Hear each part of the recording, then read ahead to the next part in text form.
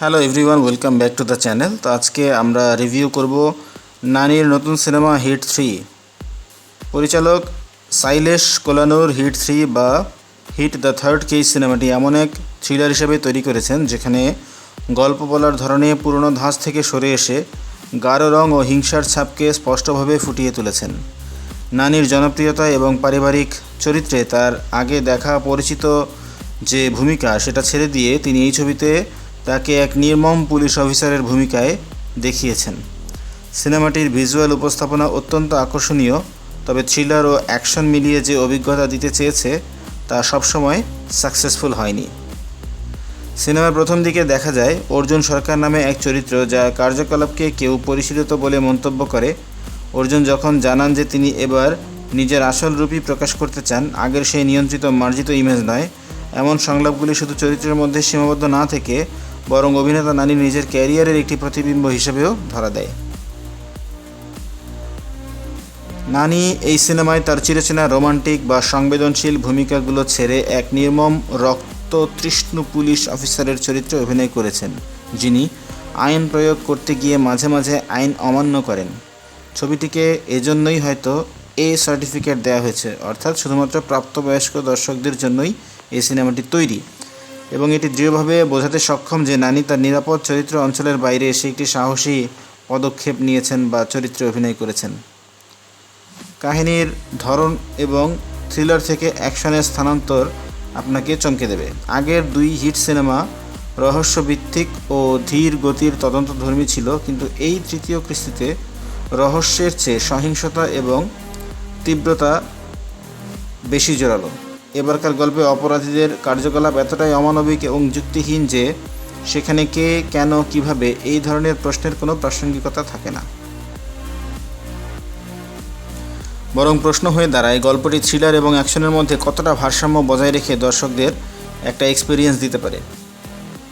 বিশাখাপত্তনম শাখার এসপি হিসেবে অর্জুন সরকার পরিচিত হন তার কঠোরতা এবং শৃঙ্খলা ভঙ্গকারী মনোভাবের জন্য। সিনেমাটি ধীরে ধীরে অর্জুনের বহিরাগত রুক্ষ চেহারার ভেতরে থাকা এক অসন্তুষ্ট মধ্যবয়সী ব্যক্তিকে উন্মোচন করে, যে উচ্চ রক্তচাপ, জীবনের প্রতি ক্ষোভ ও এক ধরনের একাকিত্বে ভুগছে। আগের সিনেমাগুলোতে যেমন পুলিশ অফিসারদের মানসিক দ্বন্দ্ব দেখানো হয়েছিল, এখানে অর্জুনের মধ্যবয়সী জীবনের ক্লান্তি তুলে ধরা হয়েছে।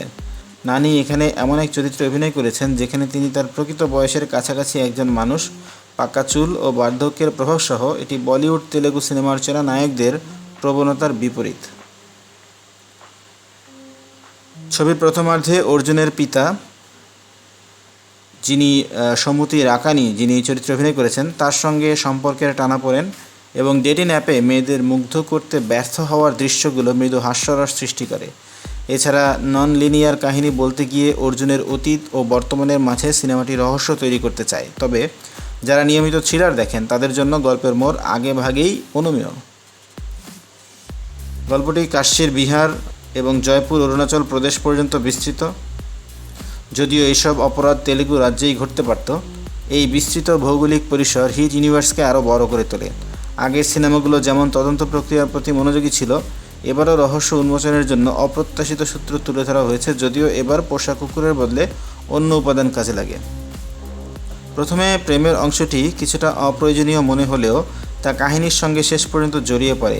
সিনেমাটি এমনও প্রশ্ন তোলে, অর্জুন, যিনি এত সূক্ষ্ম নজরদারি করতে সক্ষম, তিনি এতটা গুরুত্বপূর্ণ তথ্য কিভাবে চোখ এড়িয়ে যেতে দিলেন। নারী পুলিশদের ভূমিকা এখানে গুরুত্বপূর্ণ। একটি দৃশ্যে অর্জুন একজন নারী সহকর্মীকে সাফল্যের জন্য প্রশংসা করেন এবং বলেন এটি কোনো লিঙ্গভিত্তিক প্রশংসা নয়, বরং একমাত্র যোগ্যতার স্বীকৃতি। এই ধরনের দৃশ্য সমাজে নারীর ক্ষমতায়নকে প্রতিফলিত করে। চিত্রগ্রহণে সানু সন ভার্গিজ একটি গাঢ় ও গম্ভীর চেহারা তৈরি করেছেন। হিংস্র দৃশ্যগুলোতে রং ব্যবহার করে এবং সেট ডিজাইন একটি বিভ্রান্তিকর ও ধ্বংসপ্রবণ বাস্তবতা তুলে ধরে, যা স্কুইড গেমের মতো ডিস্টোপিয়ান পরিবেশের কথা মনে করিয়ে দেয়। মিকি জে মেয়ারের আবহ সঙ্গীত দৃশ্যের আবেগ ও টেনশনকে সমর্থন করে। ছবির কিছু দৃশ্য, বিশেষত ক্লাইম্যাক্স ও প্রাক ক্লাইম্যাক্সের অ্যাকশন দৃশ্য কিছুটা টানা এবং অতিরিক্ত মনে হয়। এটি দর্শকের ধৈর্যচ্যুতি ঘটাতে পারে, তবে অর্জুনের চরিত্র এমনভাবে গঠিত হয়েছে যে দর্শক তার ভিতরের সংগ্রাম এবং বাহ্যিক নির্মমতার মধ্যে দ্বিধা অনুভব করবেন। চমকপ্রদ কাস্টিংয়ে বলিউডের এক অপ্রত্যাশিত অভিনেতা এই সিনেমার প্রধান ভিলেন হিসেবে অভিনয় করেছেন, যিনি প্রচলিত মাচো ভিলেনদের ছাপ ভেঙে দিয়েছেন।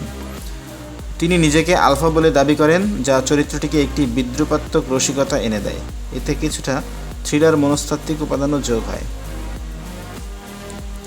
হিট 3 স্পষ্ট করে দেয় আইন রক্ষক এবং অপরাধীর মাঝখানের সীমারেখা অনেক সময় অস্পষ্ট হয়ে পড়ে। এই জটিলতা আগেও দেখা গেছে, যেমন শার্লক হোমস ও মরিয়ার্টির মাঝে একজন বুদ্ধি দিয়ে অপরাধ রুখেছেন এবং অন্যজন তৈরি করেছেন। নানি সিনেমাটি এগিয়ে নিয়ে গেছেন নিজের অভিনয় দিয়ে। সহ অভিনেতাদের সুযোগ সীমিত হলেও চৈথু জন্না লাগাডা, কোমালি প্রসাদ এবং শ্রীনিধি শেঠি তাদের উপস্থিতি জানান দিতে সক্ষম হয়েছেন। পরিচালক সাইলেশ কোলানু সহিংসতা ও বিশৃঙ্খলার মাঝেও মানবিক মূল্যবোধ এবং মানসিক দ্বন্দ্বের প্রতিচ্ছবি তুলে ধরেছেন। চাগন্তি কোটেশ্বর রাওয়ের ধর্মীয় ভাষণের অংশ বিশেষও একটি মজার বৈসাদৃশ্য হিসেবে ব্যবহৃত হয়েছে। সব মিলিয়ে হিট 3 পুরোপুরি নিখুঁত থ্রিলার নয়, তবে এটি সিরিজের পরবর্তী অংশের জন্য একটি শক্ত ভিত তৈরি করে দেয়। গল্পের গাঢ়তা, নানির রূপান্তর, সমাজচিন্তন এবং অ্যাকশন থ্রিলার উপাদানের সংমিশ্রণ হিট ইউনিভার্সকে আরও বিস্তৃত করে। এখন দেখার বিষয়, 4th এপিসোডে এই বিস্তৃত ভুবনের সঙ্গে আগের 2 সিনেমার টান উত্তেজনার সমন্বয় ঘটাতে পারে কিনা। তো রিভিউ কেমন লাগলো অবশ্যই কমেন্ট করে জানাবেন। আমাদের ভিডিও যদি ভালো লেগে থাকে অবশ্যই লাইক করবেন, শেয়ার করবেন আপনার বন্ধুদের সাথে, আর চ্যানেলে নতুন হয়ে থাকলে অবশ্যই সাবস্ক্রাইব করবেন। কথা হবে অন্য কোনো ভিডিওতে। সে পর্যন্ত ভালো থাকুন।